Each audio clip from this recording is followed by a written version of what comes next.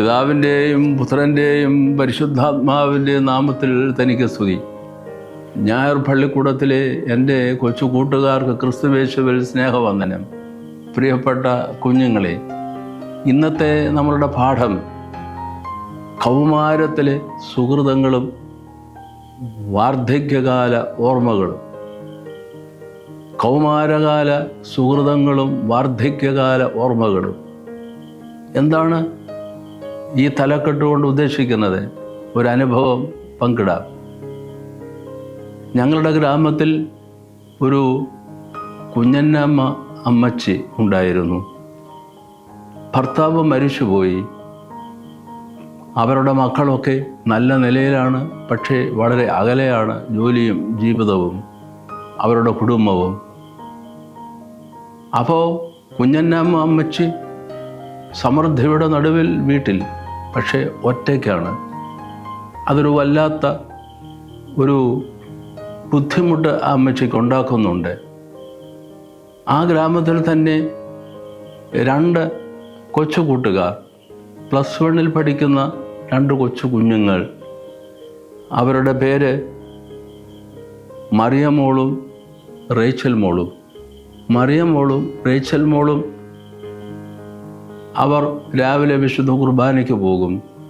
അത് കഴിഞ്ഞ് സൺഡേ സ്കൂളിൽ പഠിക്കും. അത് കഴിഞ്ഞ് വീട്ടിൽ വരുമ്പോഴേ ഭക്ഷണമുള്ളൂ. അതുവരെ ഉപവാസത്തിലാണ്, വിശുദ്ധ കുർബാന അനുഭവിച്ച് അതിനുശേഷം സൺഡേ സ്കൂളും കഴിഞ്ഞ് വീട്ടിൽ വരുമ്പോഴാണ് ഭക്ഷണം. ഒരല്പം ഒന്ന് വിശ്രമിക്കും. ഒരു 3 മണിയാകുമ്പോൾ ഈ 2 കുഞ്ഞുമക്കളും +1 പഠിക്കുന്ന മറിയമോളും റേച്ചൽ മോളും, അവർക്ക് 2 പേർക്കും സൈക്കിളുണ്ട്, കൊച്ചു സൈക്കിൾ. അതിൽ അവർ ഒന്നിച്ച് ഈ കുഞ്ഞന്നമ്മ അമ്മച്ചിയുടെ വീട്ടിൽ പോകും. എല്ലാ ഞായറാഴ്ചയും അവിടെ പോയി അവർ ഒരു പാട്ടുപാടും, ക്രിസ്തീയ ഗാനം. ഒരു സങ്കീർത്തനമെടുത്ത് അമ്മച്ചിക്ക് വേണ്ടി ഉറക്കെ വായിച്ചു കൊടുക്കും. അത് കഴിഞ്ഞ ശേഷം അവർ ഒരു കൗമാ പ്രാർത്ഥന ചൊല്ലി, ഒരു മനപ്രാർത്ഥന നടത്തി അമ്മച്ചിക്ക് വേണ്ടിയും അമ്മച്ചിയുടെ മക്കൾക്ക് വേണ്ടിയും ആരോഗ്യത്തിന് വേണ്ടിയും ഒക്കെ പ്രാർത്ഥിക്കും. എല്ലാം കൂടി ഒരു 1/4 മണിക്കൂർ.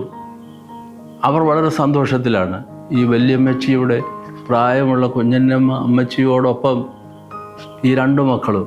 എന്തൊരു സുന്ദരമായ അനുഭവമാണ്. കൗമാരകാലത്തിൻ്റെ സുഹൃതങ്ങൾ. എന്താണ് ഞാൻ പറഞ്ഞത്? വാർദ്ധക്യകാല ഓർമ്മകൾ എന്ന് പറഞ്ഞല്ലോ. മറിയക്കുട്ടി, റേച്ചൽ മോൾ, മറിയമോളും റേച്ചൽ മോളും. അതിൽ മറിയമോൾ പഠനമൊക്കെ കഴിഞ്ഞു, നന്നായി 2 പേരും പഠിച്ചു.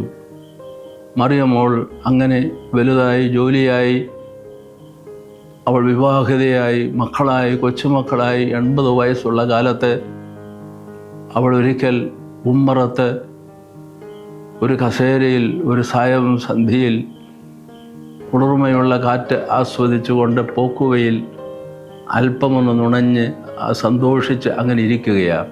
അപ്പോൾ അവൾ ഓർത്തു, ദൈവം എനിക്ക് ഒരുപാട് അനുഗ്രഹങ്ങൾ തന്നല്ലോ.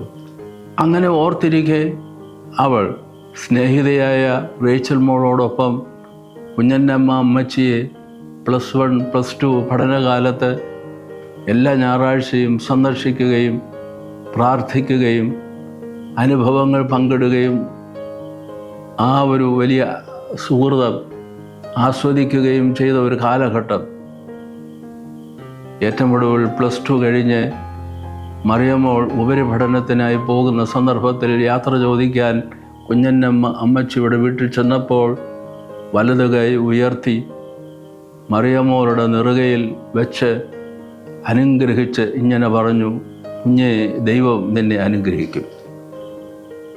ഈ മറിയമോൾ വാർദ്ധക്യത്തിലായ സന്ദർഭത്തിൽ ദൈവം ഇത്രയും അനുഗ്രഹങ്ങൾ ജീവിതത്തിൽ ചെയ്തല്ലോ എന്ന് ഓർക്കുമ്പോൾ അവളുടെ ഓർമ്മകൾ ബാല്യകാലത്തേക്ക്, കൗമാരകാലത്തേക്ക് പോവുകയായി. കുഞ്ഞന്നമ്മ അമ്മച്ചിയുടെ അനുഗ്രഹം വേറൊരു വിധത്തിൽ പറഞ്ഞാൽ ദൈവത്തിൻ്റെ അനുഗ്രഹം കുഞ്ഞൻ്റെ അമ്മച്ചിയിലൂടെ ദൈവം നൽകുകയായിരുന്നു. അങ്ങനെ ആ അനുഗ്രഹമാണ് ഇന്ന് അവൾ ആസ്വദിക്കുന്നത് ഈ വാർദ്ധക്യകാലത്ത് എന്ന് അവൾ ഓർക്കുകയായി. വാർദ്ധക്യകാലത്ത് മാത്രമല്ല, നാളതുവരെ. തീർച്ചയായിട്ടും കുഞ്ഞുങ്ങളെ, നമ്മളുടെ കൗമാരകാലത്ത് ചെയ്യുന്ന നല്ല സുഹൃതങ്ങൾ വാർദ്ധക്യകാലത്തെ കുളിർമയുള്ള ഓർമ്മകളായി മാറുകയാണ്. ആ ജീവിതം അങ്ങനെ അനുഗ്രഹകരമാണെന്ന് ചിന്തിക്കാനും നല്ല പാഠങ്ങൾ ജീവിതത്തിൽ അങ്ങനെ ഉണ്ടായി എന്ന് ആസ്വദിച്ചുകൊണ്ട് അനുഗ്രഹീതമായ ഒരു സായംകാലമാണ് ദൈവം എനിക്ക് തന്നതെന്ന് നന്ദി നിറഞ്ഞ ഹൃദയത്തോടെ പ്രാർത്ഥിച്ചു നിൽക്കാനും അങ്ങനെ ഒരവസരം ഇത് ജീവിതത്തിൻ്റെ ഒരു യാഥാർത്ഥ്യമാണെന്നും അത് നമ്മളുടെ ജീവിതത്തിൽ ആസ്വാദ്യകരമാകും എന്നും നമ്മൾ തിരിച്ചറിയേണ്ടതുണ്ട്. ഇതൊരു പാഠമാണ്. കൗമാരകാലത്ത് വികൃതികളും ഒക്കെ ചെയ്ത് നമുക്ക് ഓടി നടക്കാം, ചുറ്റിക്കറങ്ങാം. പക്ഷേ സുഹൃതങ്ങൾ കൊണ്ട് നമ്മളുടെ കൗമാരകാലത്തെ അനുഗ്രഹീതമാക്കുമ്പോൾ ആ സുഹൃത പ്രവർത്തനങ്ങൾ കുളിർമയുള്ള ഓർമ്മകളായി നമ്മളുടെ ജീവിതത്തിൻ്റെ സായം സന്ധിയിൽ നമുക്ക് നല്ല അനുഗ്രഹം, നല്ല അനുഭവം, നല്ല കുളിർമയുള്ള നിമിഷങ്ങൾ നമുക്ക് പകർന്നു തരും, സംശയമൊന്നുമില്ല. കൗമാരകാലം സുഹൃതങ്ങളുടെ കാലമായി നമുക്ക് മാറ്റാം.